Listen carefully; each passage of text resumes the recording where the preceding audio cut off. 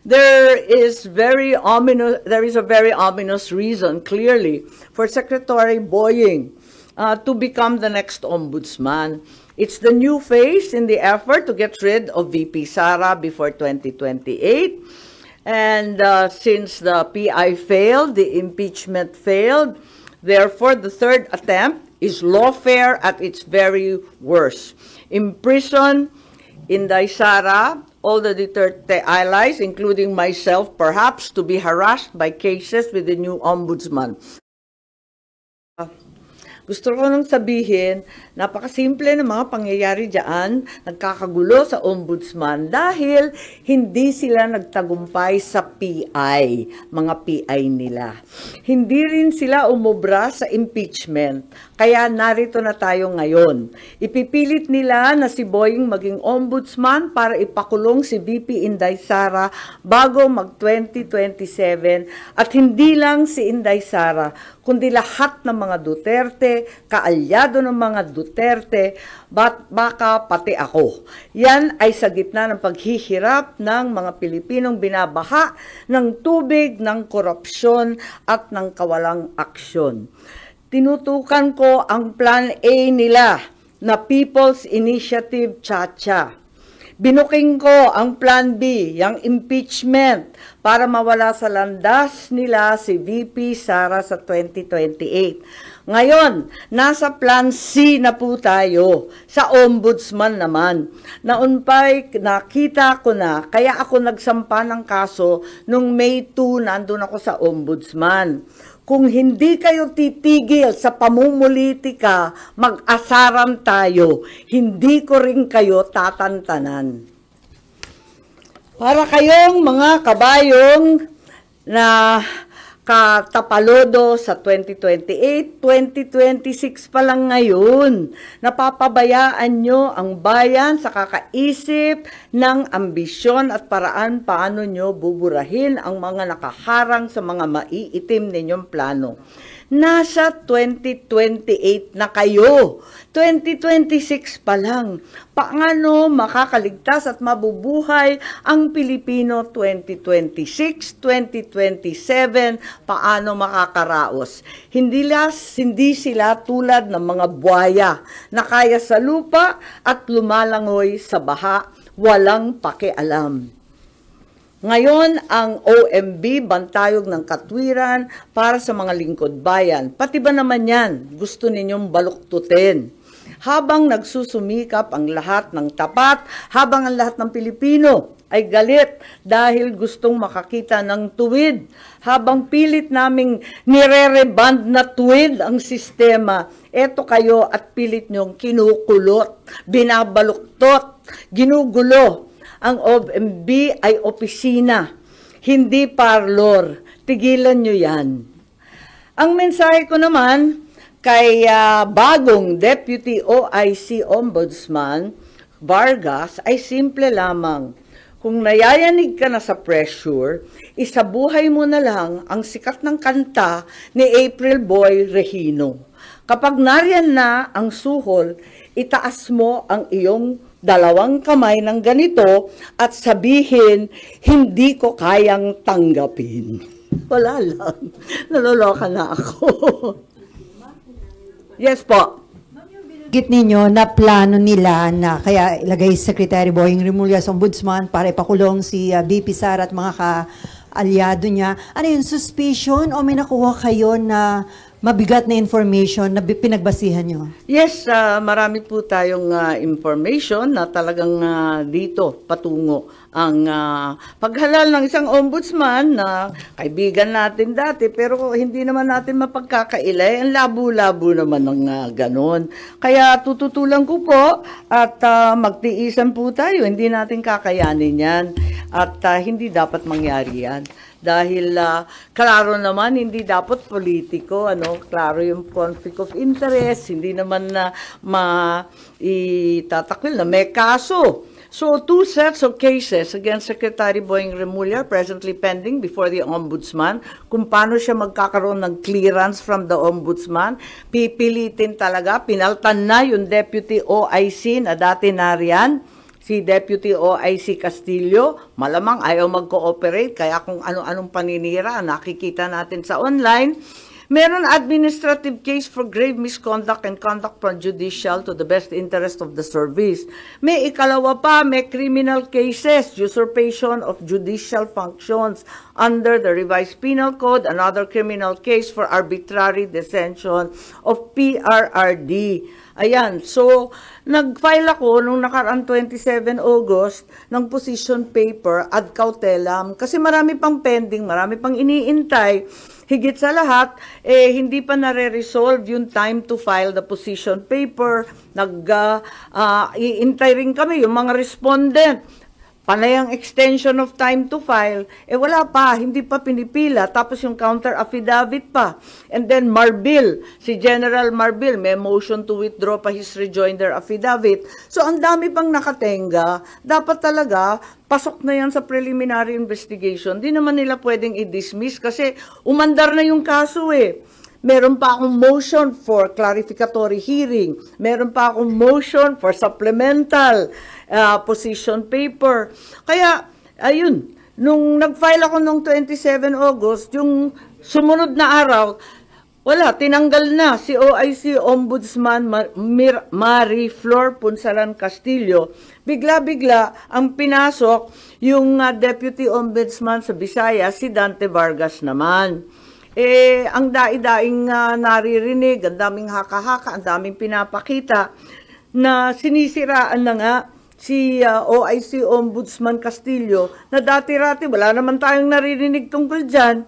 Kung ano-anong district engineer flood zone control, talaga naman nasa uso bigla. Ang totoo, ang balita, ang pagkakilala kay Justice Punsalan Castillo, hindi daw yan napapagsabihan kasi very independent-minded at very legalista. Kaya hindi talaga nauuto, hindi talaga nasusuhulan, yun na nga. Tapos may issue pa na yung bagong OIC Ombudsman Vargas, ang asawa daw, kaklase daw ni Secretary Boying sa UP Law. Therefore, there's extremely heavy pressure to dismiss the case against Boying. At eto nga, na itong kaso ay madidismiss ngayong linggo. Bakit i-dismiss yan? Yan ang tanong ko. At ang balita, immediately executory ang ilalabas. It's also alleged that even though the time for filing of the motion for reconsideration has not lapsed, the OIC will nonetheless issue an ombudsman clearance para tuloy-tuloy ang pag-appoint kay Boying. It's very bothersome if the cases will be dismissed days after the position papers were filed. Kulang pa yung response galing sa mga respondent. Marami pang pending incident. I-dismiss. Ang dami pang nakatenga. Hindi ba nakakaduda yan? There is a very ominous reason, clearly, for Secretary Boying to become the next ombudsman. It's the new phase in the effort to get rid of VP Sara before 2028. And since the PI failed, the impeachment failed, therefore the third attempt is lawfare at its very worst. Imprison Inday Sara, all the Duterte allies, including myself, perhaps to be harassed by cases with the new ombudsman. Plunder will be the name of the game, no bail, and imprisonment until 2028. I will be very, very surprised kung aabot si VP Sara na malaya kapag naupo itong uri ng ombudsman. Kaya ako, magpa-file ako ng opposition, pati sa JBC, dahil klarong-klaro yung conflict of interest, tapos magiging magulo. Kapag itong mga kaso sa PRRD arrest will be rendered ineffective. Halimbawa, if the OIC Ombudsman caves to pressure, dismisses na nga the cases, pati yung MR i-dismiss, mapupunta sa CA, sa Supreme Court, paano yan? Kahit i-reverse ng CA or Supreme Court yung OIC Ombudsman, orders the dismissal from service, declares he's perpetually disqualified. Paano ma-enforce yung desisyon na yan? Kung si Secretary Boying ay nakaupo ng ombudsman, he can only be removed by impeachment. It may not be amiss to inform the JBC as well as the present OIC ombudsman that we understand and commiserate with the unbearable, tremendous pressure to issue a clearance. That way, the JBC is apprised to scrutinize more carefully instead the circumstances surrounding the issuance of said clearance or certification, if and when that will be issued. Yun lang.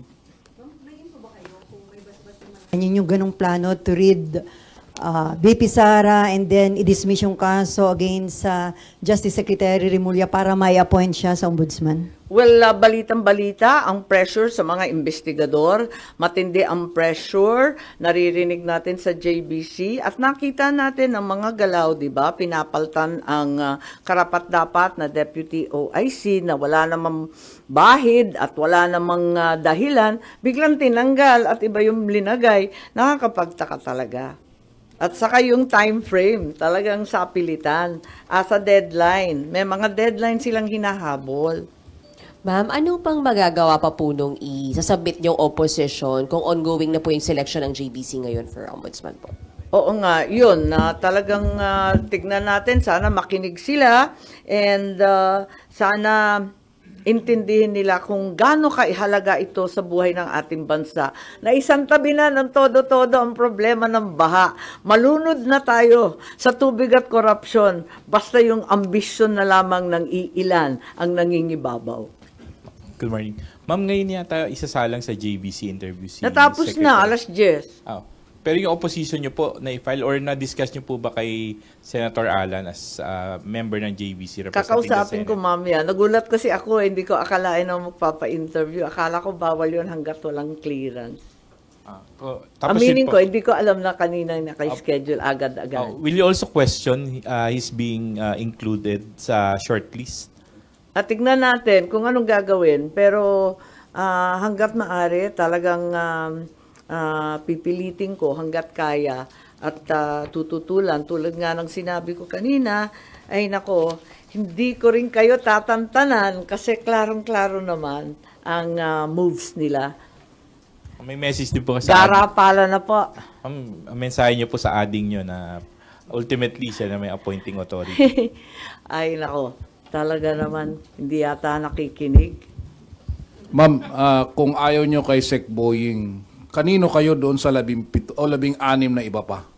Ay hindi naman sa ayaw ko. Kaya nga lang, wag naman binabraso yung ombudsman. Yan na lang ang huling hantungan ng hustisya, ng katotohanan. Ang bigat naman nun.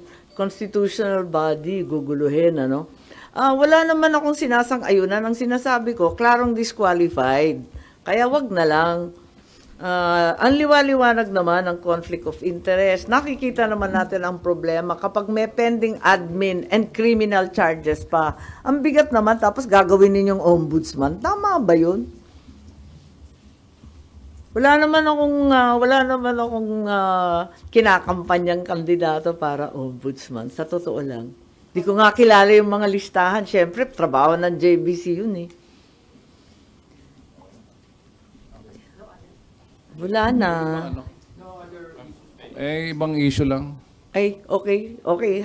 Pero babalik pa ako sa budget. Okay, Oo, sige. yung madalian lang kung gusto nyo. Pero yun lang. Yes po. Ma'am, hindi ba parang ang for a goal na tanggalin lang si VP Sara, yun po talaga yung goal ni Secretary Remulla? Eh, hindi siya. Siguro yung mga nag-uutos din sa kanya. Marami kasi, di ba? Di ba masyado nang maliwanag ang pattern. Noon sinabi ng iba na napaka-alarmist ko. Bakit ko binubulabog ang lahat tungkol sa PI? O ngayon, tignan natin. Tapos yung impeachment, walang maniwala na itutuloy. Ayan, tinuloy. Wala rin nangyari. Kaya nandito na tayo sa Plan C.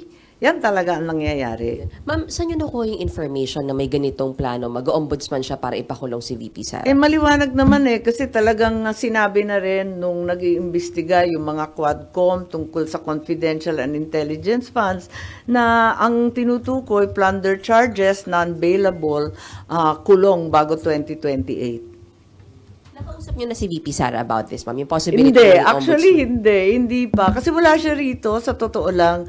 At sa dami ng problema nun, dadagdagan ko pa.